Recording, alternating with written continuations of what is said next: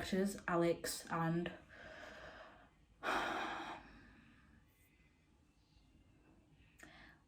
something. This, as you can tell by the title, is my January wrap up and February TBR. Now, I really tried this month. I'm actually kind of proud. I read 3 books, and yeah, I'm in the middle of reading my 4th, but I'm probably not going to finish it by the end of this month, so I thought I'd just film this video now. Okay, but let's get right into it. First book I want to talk about, which is the first book that I finished in January, is The First to Die at the End by Adam Silvera. Now, I read They Both Die at the End, and I loved it. I love the chemistry, I love the characters, and of course I got the second book and I read it, and I rated it 3 stars, not because I didn't like it, because I did. It didn't live up to They Both Die at the End. I wasn't as connected to the characters in this, and the writing style was basically the same. I just literally was not as connected to the characters as I was when I read the first book. Maybe it's because I'm just like in a completely different area in my life, and I did read that book a while ago, but I didn't feel as connected to the characters. I liked the relationship, but it wasn't as convincing to me. The romance between the 2 characters within 24 hours, it wasn't as convincing that they fell in love with 24 hours. In the first book, it was convincing to me that they fell in love with 24 hours, but with these characters, I don't know, it wasn't that convincing. I didn't feel the spark, the chemistry. Side characters I liked, but what I liked about the first book was that everything that the main characters did affected different people, completely strangers that they didn't know. Whereas here, we didn't have that as much. We had it sprinkled out, but we didn't have that much. We basically had all main characters in this book. We had the 2 main characters, forgot their names. The 2 main characters, Orion and Valentino. We had those 2 main characters. Then we had Valentino's sister, which is also kind of a main character, and Orion's best friend, which is also kind of a main character. And then we had Valentino's landlord and his family drama, which is also a part of the story, which he's kind of a main character too, but he's kind of like, he's not like the short side character. We see him throughout the book.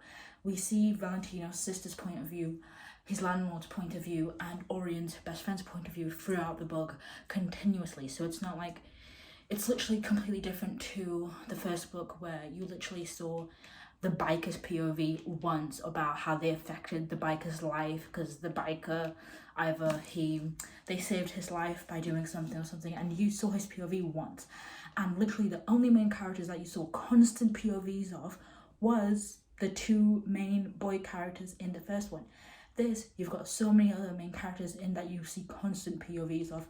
We've even got the creator of Deathcast, which I don't actually mind that main character that much, because it gave a new perspective of Deathcast. We got to see literally the POV of the creator of Deathcast, of why he created it and why he felt a need to. So I feel like that is the only other main character that was needed. I don't feel like any other characters, all of that was that needed of constant POVs, because it literally took away from what the first book was like, where like you get the little glimpses of strangers that were affected by their end day, but it's not strangers, because they become main characters at this point when they have constant POVs, if you get what I mean. If you've read this book, you get what I mean. But yeah, that's why I rated 3 stars. It just, I don't know, it felt a bit different. It didn't feel the same, and the chemistry just wasn't there. But overall, I did enjoy it. It was a good story, and it was funny in some parts, and I love the atmosphere. And yeah, next book I read, which I thoroughly enjoyed, was Neon Gods by Katie Roberts. Now, if you know me, I did a wrap up a couple months ago where I read A Court of the Vampire Queen by Katie Roberts, and I absolutely loved that book too. I rated this 4 stars. Now, it wasn't a 5-star all-time favorite book, but I heavily enjoyed this. I love the chemistry. I love the way that Katie Roberts writes her characters. I don't know why, I just really love it, because she writes strong female characters but also like caring men who like, it's not to the point where they're literally like dickheads and abusive. It's not like that, because like some authors do the whole bad boy thing so far to the point where they're not bad boys, they're literally just abusive. But Katie Roberts, I feel like she knows where to draw the line, and she writes really good morally grey characters to root for who aren't dickheads. Persephone was, like I said, a strong female character, and I said the same thing about like A Court of Thorns and A Court of the Vampire Queen, sorry. In A Court of the Vampire Queen, she also wrote a very strong female character who is the I don't need a man for anything type vibe. Like, because like if you've read A Court of the Vampire Queen, she basically saves the day at the end, obviously with the help of the guys, but it's basically all her. And I really like that. And it's basically the same thing in this book. If you haven't read it, like, it's the same thing in this book. She basically saves the day herself. The female protagonist character, she sorts out the complication. She takes it into her own hands. She takes her problem into her own hands. She doesn't ask for help from anybody else. She sorts out herself independently, and I liked that. I like how she doesn't write, not that there's anything wrong with that, because I sometimes like my damsel in distress characters as well, who like, you know, but I like how she doesn't really write damsel in distress characters. She writes like independent characters. And I loved Hades. I loved his character. He was so sweet, so charming. Everything about this was amazing. If you don't know, this is an open door, very much open door. If you don't like open door, I don't suggest you read it. It involves public intercourse, so if you also don't like that, don't read it. Just like with A Court of the Vampire Queen, I'm pretty sure she only writes open door, and I know that there's other books in the series. I don't know if I'm gonna read them. I looked up the other books in the series after I read this book, and I read the description and summary. I don't know if I'm that interested in reading them, at least not now, because I'm kind of trying to tie away from romance, and I'll tell you that when my current reads, but I'm trying to like take a little step back from romance, because I've been reading romance a lot. Like for the past couple of months, all I've been reading is romance, so I wanted to take a step back from romance. But yeah, I rated it 4 stars. I really liked it. It was a really good book. It was just a really good story to get in. I like actually got put into this world. I thought like these characters seemed so real, and I loved it. I love how you've got someone to root for, someone to root against. You've got conflict. It's amazing. So yeah, loved it. The next book I read is yet again another romance, and I read this on my phone actually. I read it electronically, and that is Twisted Love. I started it a while ago and I finished it now, but I absolutely loved it. I also rated it 4 stars, and yeah, I loved it. So still no 5-star reads in 2023 yet, but it's not, 2023 is only starting. I'm sure I'm going to find a 5-star read soon, and I absolutely loved it. I rated it 4 stars because it wasn't like the best book I read in the world, but I will definitely be continuing the series. Like, I can't wait to get the other books in this series, because I really loved just the characters. I loved everything about this book. I don't know why, but sometimes it's hard for me to talk about the books I've read. Like, for some reason, after I read a book, I forget everything about it, but I did enjoy the book. I just, for some reason, can't come up with the characters' names or anything else. But yeah, I loved it. I love the characters, Alex and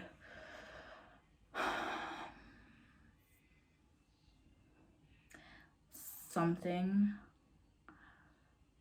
Honestly, I can't remember the female's name, but I loved the female protagonist and Alex, the male protagonist. I loved their chemistry. And one thing that I loved about this is the first Anna Hay book that I've ever read. I don't know if this series is the first series she's ever written, but I will definitely be continuing the series, like I said. But I love how it wasn't just a romance book.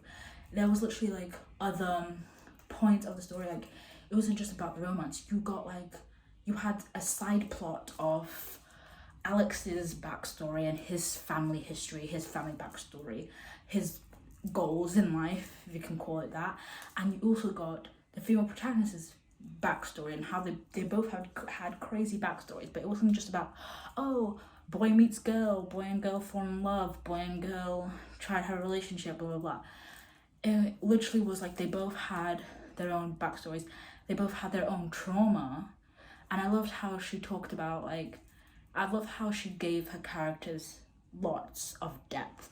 There was lots of depth in the characters. They had backstory, they had trauma, they had backstory, they had everything. The book was literally not just a book about, oh, boy meets girl and that's it. No, they had backstories, they had childhood. You got to know the childhood. And it didn't, I'm not saying it was a mystery, but it felt like a mystery because I was there when I first started reading it. I knew that they kept talking cryptically, both of them.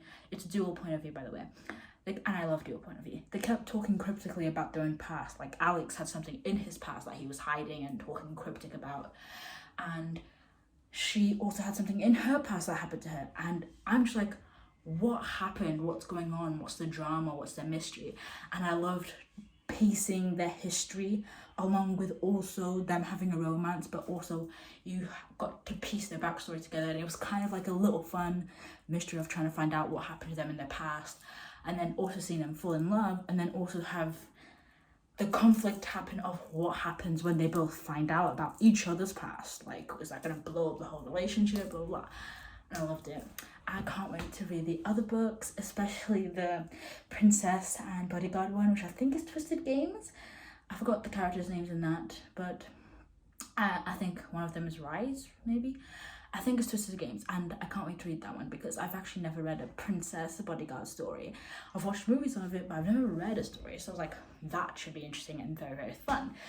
But yeah, that's the last book that I read in January, and I'm currently reading The Secret History by Donna Tartt, currently loving it. And like I said, I'm wanting to step away from romance because not just this month, but last month, I'm like, for a couple months now, I've been reading nothing but romance. So I wanted to take a step away from romance because I feel like I was getting a bit bombarded and like I was getting a bit tired of romance. So I just wanted to take a step back, and I decided to read something different, which is The Secret History, which I'm going to be doing,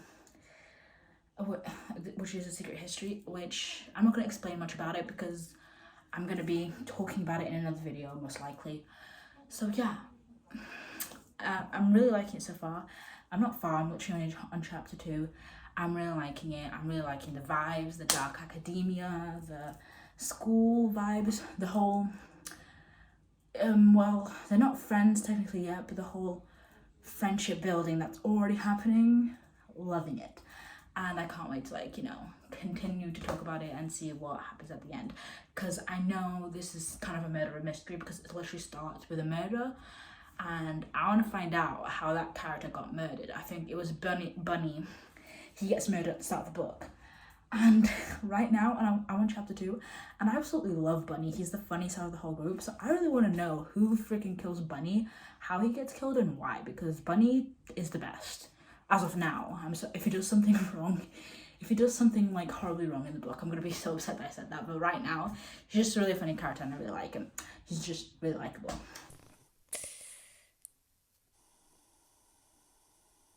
Yeah, I read chapter 3. I take it back. But yeah, I'm now gonna move on to the books that I'm going to be reading in February. So these are all the books I'm gonna be reading this month.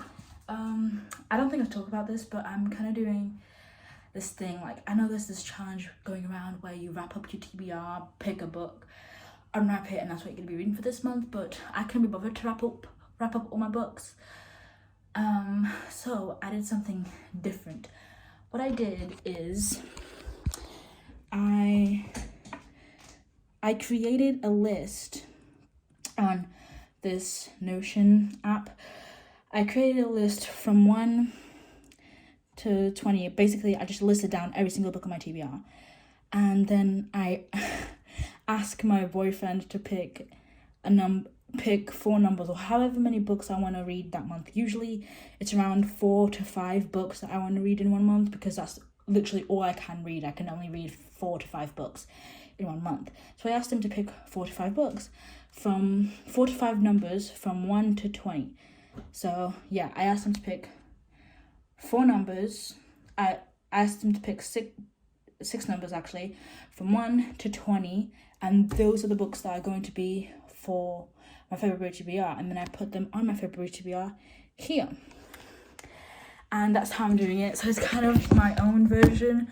Of, you know, wrapping the books up and seeing what your TBR is. But yeah, these are the books I got picked, and yeah, I hope I like them because I've got no interest into reading them. The first one is The Sun Is Also a Star, which, if you know, I've had this for a while and I've never read it. The reason why I haven't read it, actually my boyfriend is the one who got me this book, but the reason why I have never read it is because of the simple fact of I've already watched the movie. I watched the movie before I read the book. I liked the movie. It was a fun romance movie, and the reason why I haven't read the book is because the movie wasn't like an all-time favorite movie of all time. It was just a cool little movie, and I was interested, and when I found out there was a book, I was like, that sounds interesting, and lots of people seem to love the book. So my boyfriend got me the book. Just the reason why I haven't read it is just I haven't gotten to it, and it hasn't been a priority on my TBR because I know what the story's about, basically. So that's why it hasn't been a priority on my TBR. But if you don't know what the story is about, it's between a girl named Natasha and Daniel. Natasha is at the risk of she's being deported in 24 hours. She doesn't believe in love, and basically Daniel and her make a bet, and he tries to prove her wrong and to prove to her that love exists. Natasha's like very into science, I think, and she believes over science over love. So basically they fall in love within 24 hours, and then, like in the movie at least, she gets deported after 24 hours, but then they meet again after a couple of years, and that's how the movie ends. And this version actually has screen grabs and pictures from the movies, which is actually really cool. I actually found that a really cool, you know, little effect. So yeah, I think it's a dual POV, so this might be a nice little romance to read. He also picked out Pride and Prejudice, which is a classic. Now, my luck with classics hasn't been so good lately. I loved one of my favorite classics, and one of the only classics I've read is Wuthering Heights. I loved it. I was made to read it for school, and so I read it for school in secondary, and I personally loved it. And I bought my own copy because I thought I loved it so much that I want to buy my own copy, reread it and annotate it. But every single time I've tried to reread it, I just couldn't get into it without my English teacher there to help me get into that old English. Like, it just takes so much brain power to read classics with that type of, you know, old English Shakespearean language, and I just couldn't get into it. But it is still one of my favorite classics. It's like literally one of my all-time favorite books. I love the plot mainly. The way it's written is just really complicated to understand sometimes, but I love the plot. So yeah, he picked Pride and Prejudice, Jesus, by Jane Austen, and it's quite a long one. It's got one of these little ribbon things, which I quite like. I know this is a romance, so hopefully I will like it like I liked Wuthering Heights. And the last classic I tried to read was Little Women, which I DNF'd because I couldn't get into it either. I wasn't really liking it, and I've read Little Women before, or at least I tried to many years ago. Little Women, I read it and I DNF'd it too. But I don't think I DNF'd it by choice. I just DNF'd it because I'm pretty sure it was a library book and I had to bring it back, and I just couldn't read it, and I couldn't really bother to take it out again. I hadn't gotten to the romance part. It was mainly a family story. This one I'm pretty sure is just plain romance. So maybe I will, you know, like this one better. And I love these covers. I forgot what they're called. They're the Penguin Classics, yeah. And I absolutely love these covers. It's amazing. And if I do like this book, I will probably be getting more of Jane Austen's books in these amazing Penguin Classic covers, which weren't that expensive. So if I do like that, I'm probably going to be getting more Jane Austen books, more collection for the books.